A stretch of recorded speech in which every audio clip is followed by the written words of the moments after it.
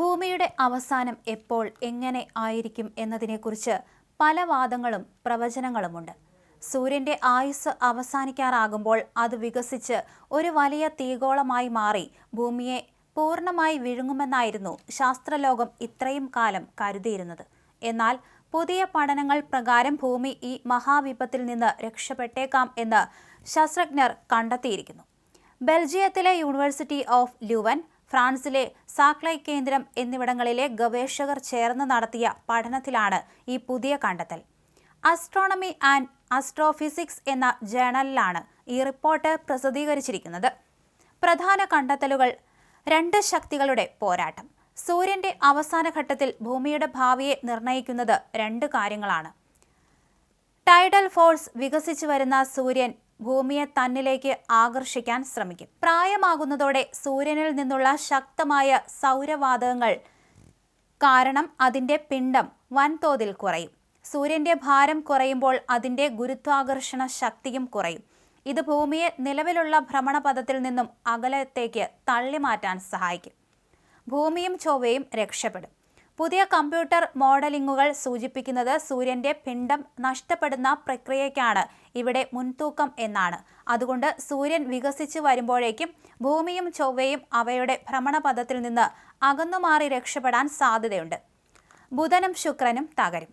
ഭൂമി രക്ഷപ്പെടുമെങ്കിലും സൂര്യനോട് അടുത്തു കിടക്കുന്ന ബുധൻ, ശുക്രൻ എന്നീ ഗ്രഹങ്ങൾക്ക് ഈ ഭാഗ്യമുണ്ടാകില്ല. അവയെ സൂര്യൻ വിഴുങ്ങുക തന്നെ ചെയ്യും. എപ്പോഴായിരിക്കും ഇത് സംഭവിക്കുക? പേടിക്കേണ്ടതില്ല. ഏകദേശം 500 കോടി വർഷങ്ങൾക്ക് ശേഷമായിരിക്കും സൂര്യന്റെ ഈ മാറ്റങ്ങൾ നടക്കുക. എന്നാൽ ഇതിന് കോടിക്കണക്കിന് വർഷങ്ങൾ മുൻപ് തന്നെ സൂര്യന്റെ അമിതമായ ചൂട് കാരണം ഭൂമിയിലെ ജലാശയങ്ങളെല്ലാം വറ്റിവരണ്ട് ജീവന്റെ സാന്നിധ്യം പൂർണ്ണമായും ഇല്ലാതായിട്ടുണ്ടാകും. അതുകൊണ്ട് ഗ്രഹം എന്ന നിലയിൽ ഭൂമി അവശേഷിക്കുമെങ്കിലും മനുഷ്യർക്കോ മറ്റ് ജീവജാലങ്ങൾക്കോ അതിൽ ജീവിക്കാൻ സാധിക്കില്ല. എന്നാൽ ഹൈഡ്രജൻ തീർന്നു പോകുമ്പോൾ സൂര്യൻ ഒരു ചുവന്ന ഭീമനായി വികസിക്കുകയാണല്ലോ ചെയ്യുക. ഈ ഘട്ടത്തിൽ സൂര്യന് ചുറ്റുമുള്ള ഹൈഡ്രജൻ ഹീലിയവുമായി പരിവർത്തനം ചെയ്യപ്പെടും. ഈ പ്രവർത്തനങ്ങളുടെ ഫലമായി സൂര്യന്റെ വലിപ്പം ഇരട്ടിയാവുകയും ഭൂമി ഉൾപ്പെടെയുള്ള ഗ്രഹങ്ങളെ അത് വിഴുങ്ങാൻ സാധ്യതയുണ്ടെന്ന് നേരത്തെ ശാസ്ത്രജ്ഞന്മാർ മുന്നറിയിപ്പ് നൽകിയിരുന്നു. സൂര്യനിൽ ഉണ്ടാകുന്ന ഈ അമിത ചൂട് മൂലം ഭൂമിയുടെ ഉപരിതല താപനില ഉയരും. സമുദ്രങ്ങളും മറ്റ് ജലാശയങ്ങളും ബാഷ്പീകരിക്കപ്പെടുകയും ഗ്രഹത്തെ വാസയോഗ്യമല്ലാതാക്കുകയും ചെയ്യും.